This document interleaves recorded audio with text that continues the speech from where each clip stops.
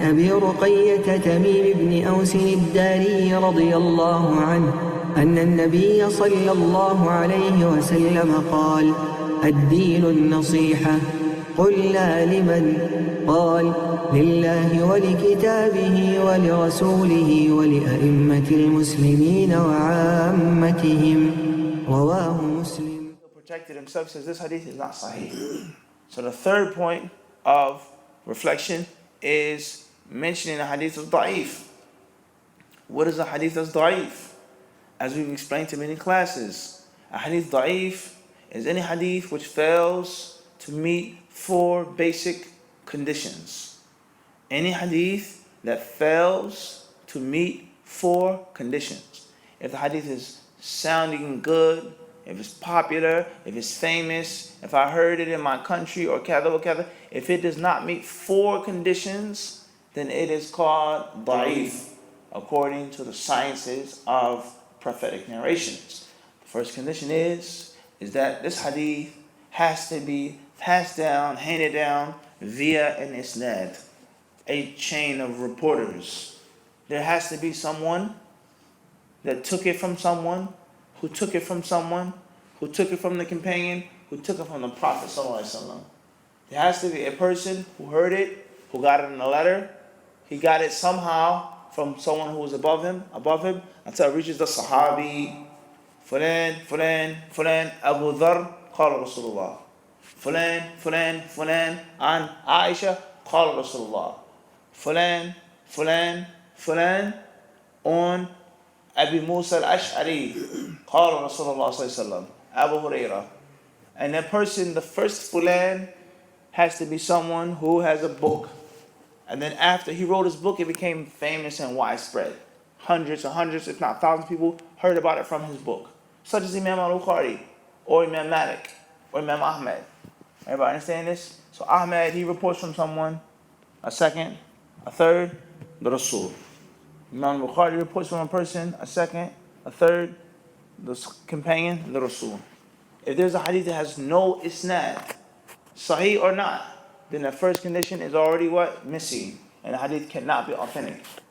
Once again, even if it sounds good, or even if it's popular and famous, everybody understand this. The second condition is the narrators in that chain of report, they have to be all Muslim. They have to be of age. They have to be sane. They have to be people that are religious, people that are pious, people that are righteous. Not perfect, but they have to be righteous. And the good that they do must be more than the bad that they do. The righteousness that they perform has to be stronger than the wickedness that they may have. Let alone no wickedness. But the khair has to be more than the shar, for sure. Everybody understand this? They cannot people make sins in public, in front of the people. Everybody understand this? They have the people who are pious and righteous, not known to lie, even in the normal speech. Everybody understand this? People that never make jokes when they're lying. Everybody feeling this? People don't make major sins. People that make tawbah for minor sins. Things like this. People make tawbah for major sins as well, but not doing these things like this. Aslan, practicing these things like this.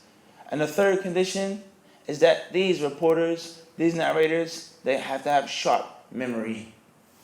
They have to be strong in what they narrate, what they pass down. If they memorize it by heart, or if they write it down and put it in their notes. As they can't say, I can't remember. If they can't remember, the hadith is unacceptable. If they mix things up, which is even worse. What did the Imam recite in the Salah today? Instead of him saying, I don't remember, he says he read Surah Al-Baqarah. And he read Surah Quraysh. That's even worse now. So when a person cannot remember, cannot retain the information, or if a person has notes and they lose their notes, or their notes fall into water, or you allow your child to scribble in your notes and rip things out your notes, or even worse than that, a kadhab. There may be somebody in your family who's a liar, who takes your notebook and copycats and rewrites your handwriting. And then you take it and you pass it on to somebody else. And you're so heedless and dumb, you say, here it says here on page 5 in my notebook. Without even realizing that you didn't write it. The hadith is called what? Da'if. And the fourth and final condition is that this hadith, it cannot be a hadith that is defective, ma'lul. It cannot be a hadith that has a major glitch that is unapparent. Something seriously wrong with the report when you compare it to other reports, whether it be in the isnad or the matan, the text of the hadith. You narrator A from narrator B, they never met each other. How can you say that he met him? And it's known that they didn't meet each other. Narrator A from narrator B, he died before he was born. He was in the hospital. He wasn't in New York City when this person came to visit and listen to the class. Well, he's his Mufti student. He heard from him. He got all the reports from Medina. Mufti went to Philadelphia on that day. What are you talking about? Oh. But to the amateur person who just looks at it, Jeremy narrated from Mufti, khalas. But the person who's there, who's aware, says Mufti was in Philadelphia, he wasn't in New York City. So whoever reported that, Jeremy from Mufti, is what? He made a what? An error. He's not a liar, but it's a hidden error. And only the expert will know about it. Whether it's shadh, whether it's illah, whatever illah there may be. Mudraj, maqloob, tafarrud, any of the several different types of defective glitches. So these four conditions, if they are not met, then the hadith is da'if. So he says, this hadith here, lam yathbut, is inauthentic. Obviously, hadith da'if, there are levels of hadith da'if.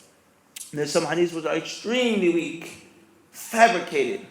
There's some hadiths which have no isnads at all. It's just a made-up report. And there's some hadiths which are slightly weak. A mistake here. The person isn't a liar. He's an mubtadi', an innovator, but he just had a little poor memory. There's a small glitch. And the person between Jeremy and Mufti is Brother Khan. Things like this. Another report comes and supports this meaning. Things like this. We don't have time to explain this in detail, and we have done this several times in several different states, right?